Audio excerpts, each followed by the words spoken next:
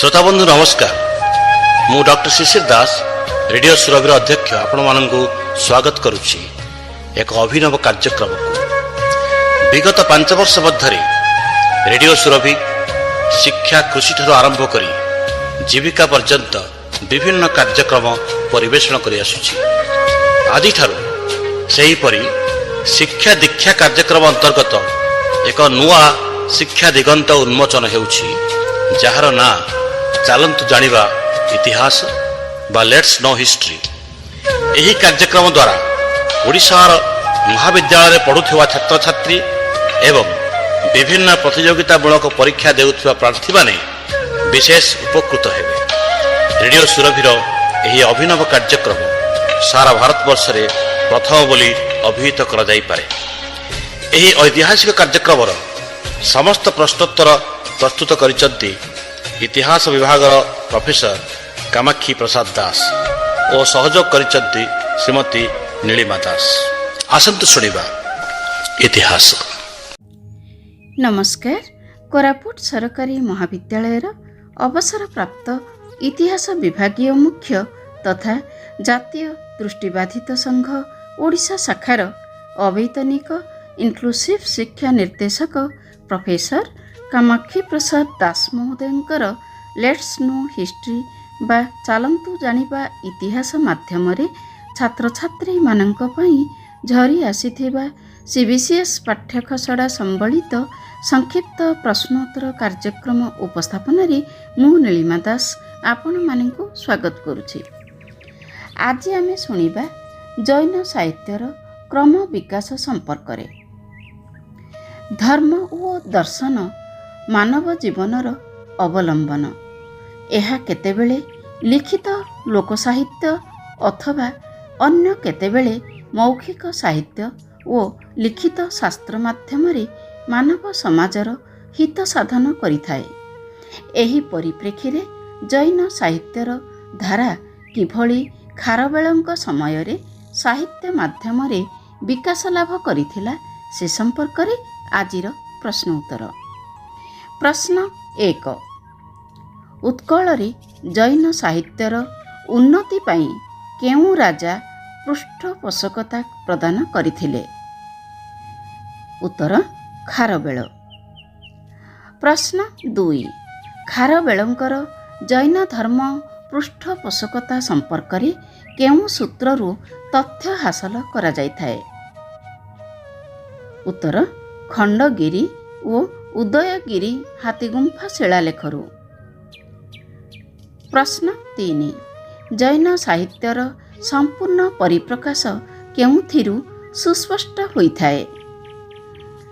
उत्तर 12टी आगमसरु।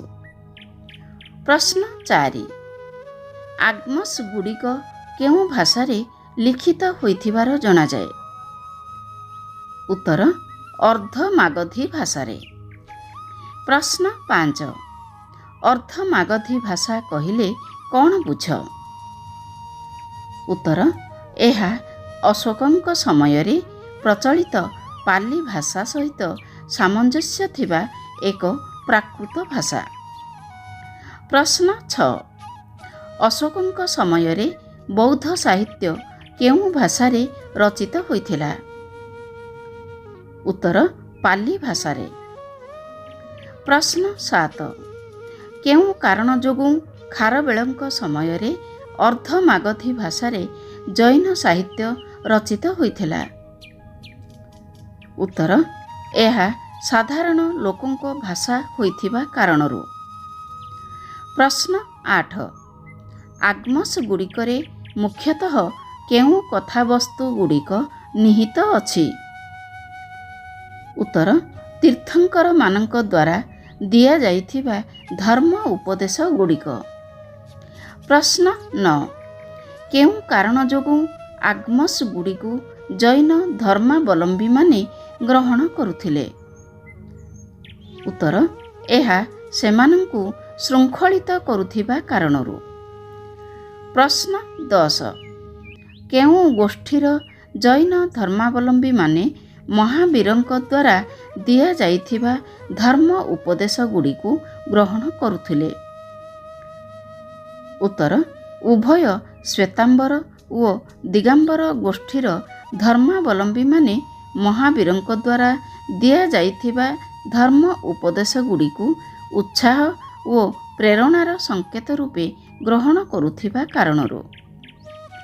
ପ୍ରଶ୍ନ 11 ଆଗ୍ମସ୍ ଗୁଡ଼ିକରେ ମହାବୀରଙ୍କର କେଉଁ ଧର୍ମବାଣୀ ଗୁଡ଼ିକ ସ୍ଥାନ ପାଇଥିଲା? ଉତ୍ତର ମହାବୀର କୈବଲ୍ୟ ଜ୍ଞାନ ହାସଲ କରିବା ପରେ ପ୍ରଦାନ କରିଥିବା ଧର୍ମବାଣୀ ଗୁଡ଼ିକ ଆଗ୍ମସରେ ସ୍ଥାନ ପାଇଥିଲା। ପ୍ରଶ୍ନ 12 କେଉଁମାନେ ମହାବୀରଙ୍କ ବାଣୀକୁ ଲୋକଲୋଚନକୁ ଆଣିଥିଲେ? ଉତ୍ତର ମହାବୀରଙ୍କ ଶିଷ୍ୟ ଗଣଧରମାନେ। ପ୍ରଶ୍ନ 13 ଜୈନ ଧର୍ମର ଉପଦେଶ ଗୁଡ଼ିକୁ ଲୋକଲୋଚନକୁ ଆଣିବା ପାଇଁ କେଉଁମାନେ ମୁଖ୍ୟ ଭୂମିକା ଗ୍ରହଣ କରିଥିଲେ? ଉତ୍ତର ପାର୍ଶ୍ୱନାଥ ଓ ମହାବୀର। ପ୍ରଶ୍ନ 14 କେଉଁ କାରଣ ଯୋଗୁଁ ଉତ୍କଳର ସାହିତ୍ୟ ଏକଦା ଜୈନ ଧର୍ମର ଚିନ୍ତାଧାରା ଦ୍ୱାରା ରୁଦ୍ଧିମନ୍ତ ହୋଇଥିଲା? ଉତ୍ତର ସେତେବେଳେ ପ୍ରାକୃତ ଓ ଅର୍ଦ୍ଧମାଗଧୀ ଭାଷା ପ୍ରଚଳନ ଥିବା କାରଣରୁ। ପ୍ରଶ୍ନ 15 କେଉଁ କାରଣ ଯୋଗୁଁ ପ୍ରାକୃତ ଓ ଅର୍ଦ୍ଧମାଗଧୀ ଭାଷାରେ ଉତ୍କଳୀୟ ଜୈନ ସାହିତ୍ୟ ରଚିତ ହୋଇଥିଲା? ଉତ୍ତର ଏହା ସେତେବେଳେ ଉତ୍କଳୀୟମାନଙ୍କର କଥିତ ଭାଷା ଥିବା କାରଣରୁ, ଅର୍ଥାତ୍ ସେହି ସମୟରେ ଉତ୍କଳରେ ବସବାସ କରୁଥିବା ଲୋକମାନେ ପ୍ରାକୃତ ଓ ଅର୍ଦ୍ଧମାଗଧୀ ଭାଷା ବ୍ୟବହାର କରୁଥିବା ସଙ୍ଗେ ସଙ୍ଗେ ଉଭୟ ଭାଷାରେ ପାଣ୍ଡିତ୍ୟ ଅର୍ଜନ କରିଥିଲେ। ତେଣୁ ଜୈନ ସାହିତ୍ୟ ଏହି ଦୁଇ ଭାଷାରେ ରଚିତ ହୋଇଥିଲା। ପ୍ରଶ୍ନ 16 କେଉଁ ସମୟ ବେଳକୁ ଜୈନ ଧର୍ମର ବାଣୀ ଗୁଡ଼ିକ ସଂସ୍କୃତ ଭାଷାରେ ପ୍ରଚାର ପ୍ରସାର ହୋଇଥିଲା? ଉତ୍ତର ମହାବୀରଙ୍କ ଦେହତ୍ୟାଗ ପରେ ପ୍ରାୟ 500ରୁ 600 ଖ୍ରୀଷ୍ଟାବ୍ଦ ବେଳକୁ। ପ୍ରଶ୍ନ 17 ଜୈନ ଧର୍ମ ଗୁଡ଼ିକୁ ସଂସ୍କୃତ ଭାଷାରେ ପ୍ରଚାର ପ୍ରସାର କରିବା ପାଇଁ କେଉଁ ଧର୍ମ ପ୍ରଭାବ ପକାଇଥିଲା? ଉତ୍ତର ବୌଦ୍ଧ ଧର୍ମ। ପ୍ରଶ୍ନ 18 କେଉଁ କାରଣ ଯୋଗୁଁ ଜୈନ ସାହିତ୍ୟ ରଚିତ ହୋଇପାରିନଥିଲା? ଉତ୍ତର ଜୈନ ତୀର୍ଥଙ୍କର ମାନଙ୍କର ଅନାଗ୍ରହ ଓ ସାହିତ୍ୟ ଜ୍ଞାନ ଅଭାବରୁ। ପ୍ରଶ୍ନ 19 ଜୈନ ଶାସ୍ତ୍ରର ମୌଳିକ ଉପାଦାନ କେଉଁଠାରେ ନିହିତ ଅଛି? ଉତ୍ତର ଆଗ୍ମସ୍ ଗୁଡ଼ିକରେ।